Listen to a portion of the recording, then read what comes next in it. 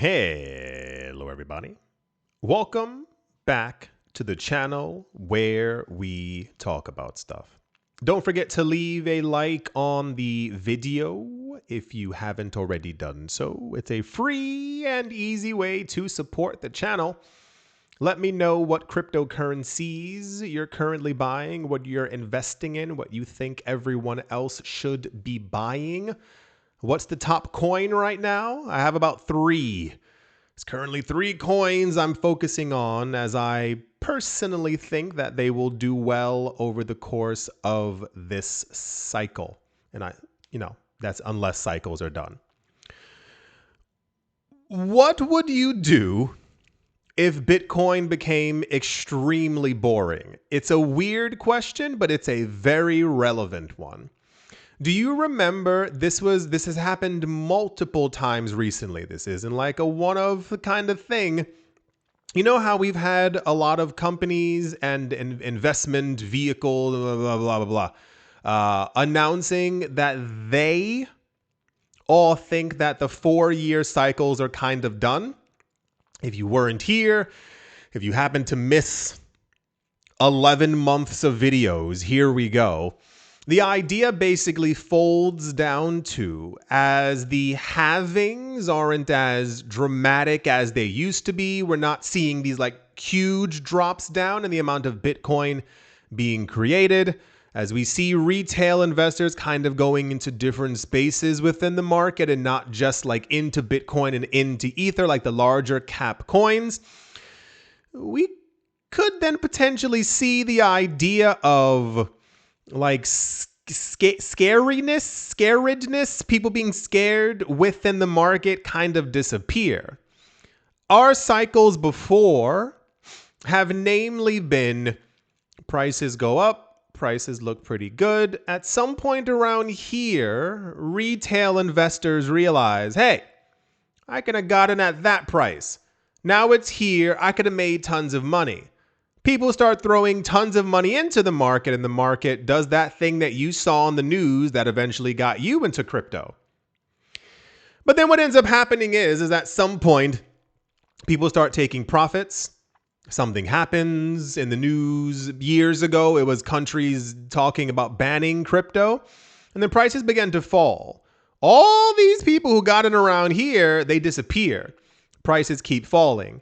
What we now know happened afterwards was basically institutions were kind of waiting for prices to go back down so that they could buy all of it. This is why we have these discussions of who owns a lot of Bitcoin now. It's because they've been purchasing for over a decade, consistently, diligently, waiting for these, the boom and bust cycles of crypto.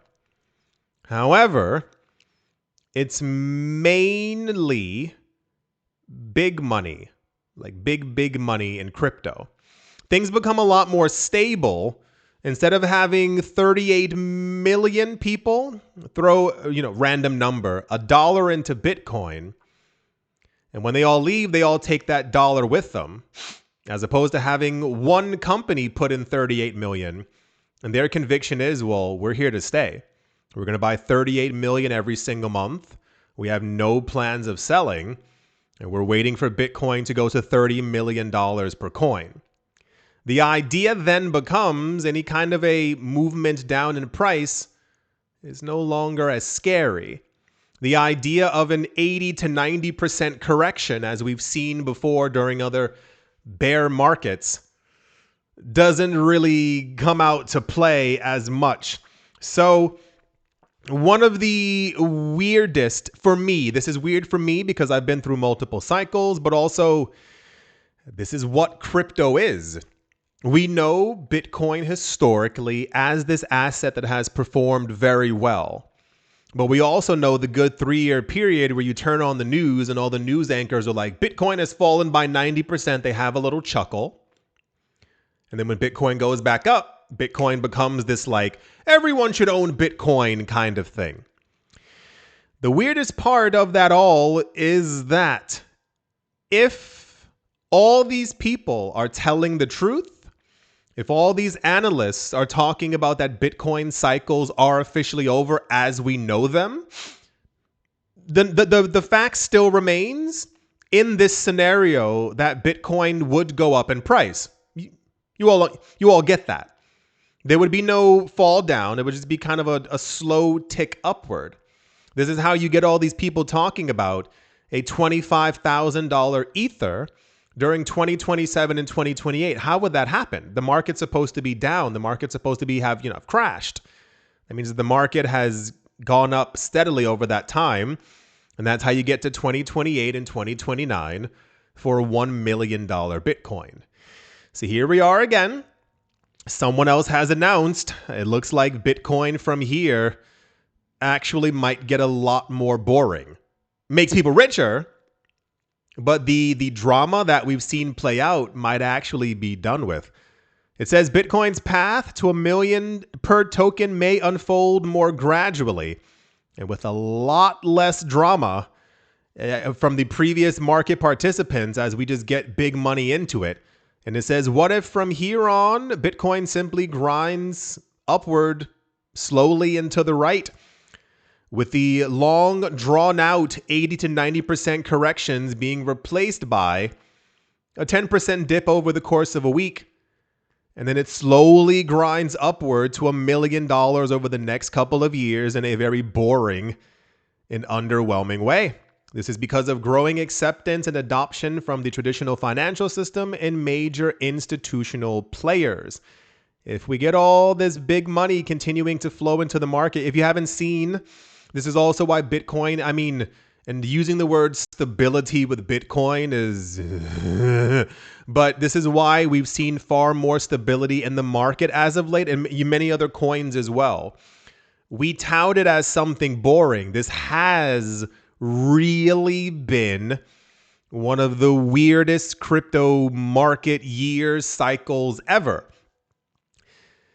It's starting to make sense now that it might be because if prices go up slowly, if we go from a $48,000 Bitcoin to $120,000, but it's incremental, very, very slow, this doesn't trigger the FOMO for retail investors. Do you remember when we first passed by 100,000?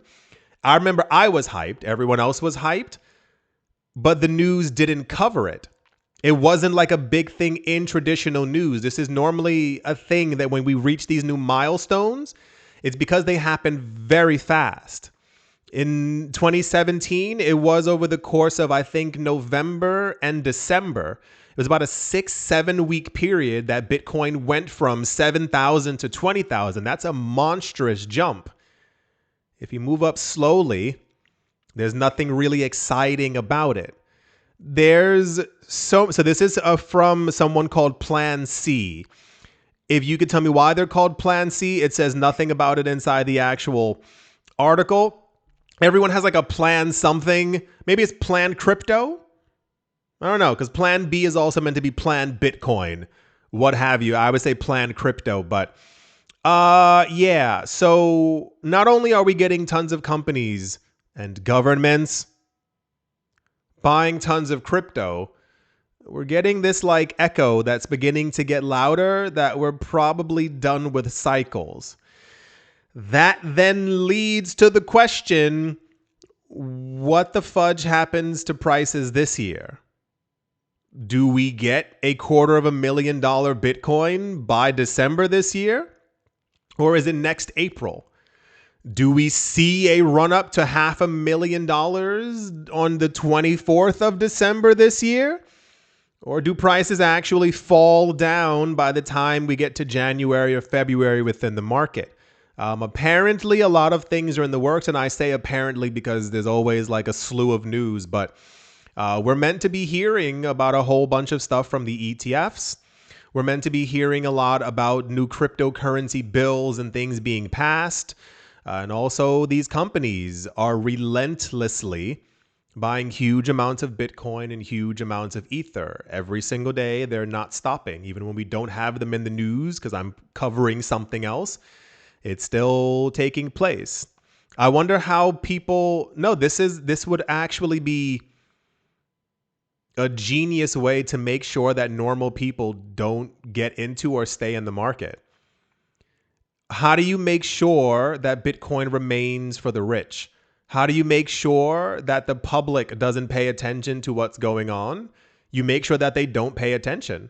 Because by the time Bitcoin goes to $250,000, normal people can't afford Bitcoin or even, 1/100th of a coin at that point. They turn away from it. They do other things. They worry about their rent and their lives. Bitcoin goes to 750,000 over the course of, 18 months extra.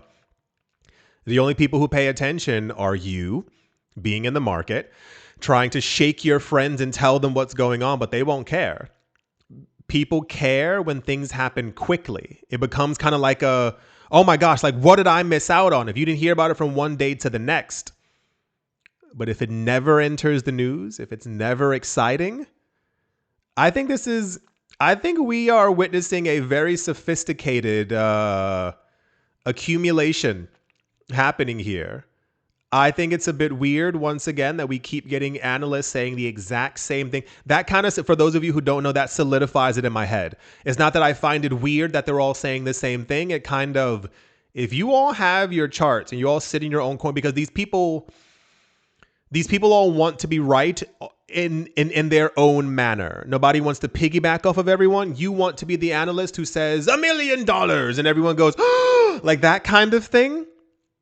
But when they're all looking at their own charts and they're all coming to the same exact conclusion, that's what kind of like, okay, it solidifies it and makes it more realistic for me. This is not going to be the last person who says this. We just had the other guy a couple of days ago. This is going to continue happening as well. But it does make sense. This is why this cycle has felt so weird. It's been like a slow movement upward. We're not getting a lot of news about like 40% gains every single day. It's more like a 7% over the course of a week.